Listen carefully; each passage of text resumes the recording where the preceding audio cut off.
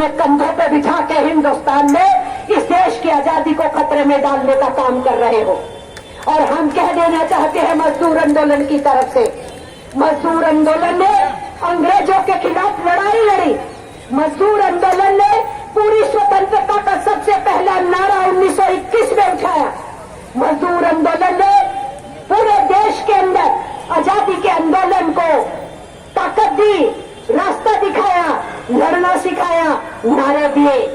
तो जो मजदूर आंदोलन अंग्रेजी हुकूमत के विरुद्ध लड़ा, देश को आजाद कराने के काम में शामिल हुआ किसानों और समाज के सारे वर्गों के साथ, वो मजदूर आंदोलन आज देख रहा है कि हमारी संप्रभुता पे खतरा, हमारी आजादी पे खतरा, हमारे काम धंधों पे खतरा, हमारे बिजनेस पे खतरा, हमारे रोजगारों पे खतरा, हमारे डेमोक्रेटिक अधिकारों पे खतरा। तो खतरा ही खतरा है चारों तरफ। और हमारे संविधान के ऊपर पूरा हमला, संविधान को पार्लियामेंट में बदले बिना संविधान को बदला जा रहा है। एक एक संविधान की धारा के खिलाफ काम किया जा रहा है। ये जो लेबर लॉज है, इसका भी वैसा हाल है।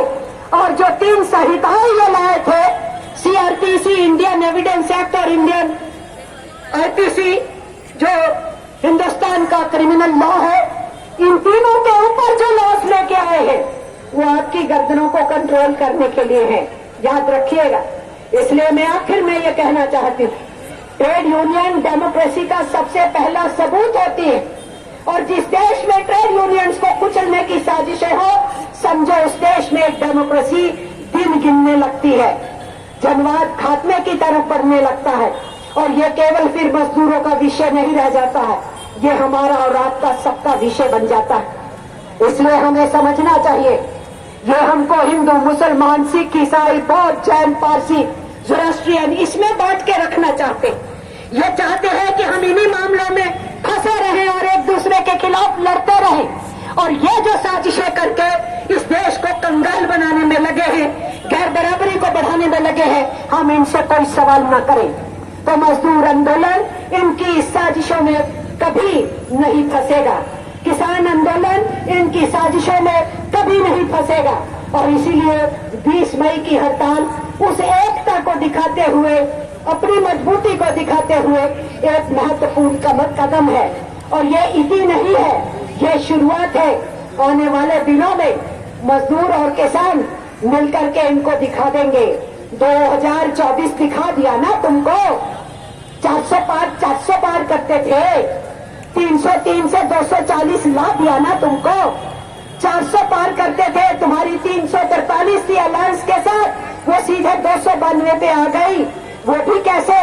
जिस चंद्रबाबू नायडू को जेल में भेजा उसी को तुम्हें साथ लेना पड़ा, जिस नीतीश बाबू को जेल का रास्ता दिखा रहे थे उसी नीतीश बाबू को साथ लेना पड़ा। बैसाखियों पे खड़ी हुई सरकार आज भी एहसास करने को तैयार नहीं कि इस देश का आवाम हिंदू मुस्लिम, हिंदू सिख, हिंदू ईसाई के बंटवारों के झांसे में नहीं आना चाहता है। इसलिए आवाम अपना रास्ता जानता है और मजदूर आंदोलन हमेशा आम जनता के लिए एक लीडिंग रोल अदा करता है। इसलिए मई दिवस और उसके ऊपर मजदूरों का हजूम और उसमें ये हलफ की 30 मई की सरकार हड़ताल जो सरकार के खिलाफ है उसको हम मजबूत बनाएंगे। ये इस देश के लोगों को संदेश होगा कि आने वाले दिनों में लगा लीजिए मिस्टर मोदी जितना जोर लगाना है, हम लोग तो सड़कों पे निकलेंगे, हटेंगे है नहीं। आपको वहां से पार्लियामेंट से नेस्तनाबूद करके ही हम चल लेंगे। ये हमारा मई दिवस का संकल्प है। जिंदाबाद जिंदाबाद।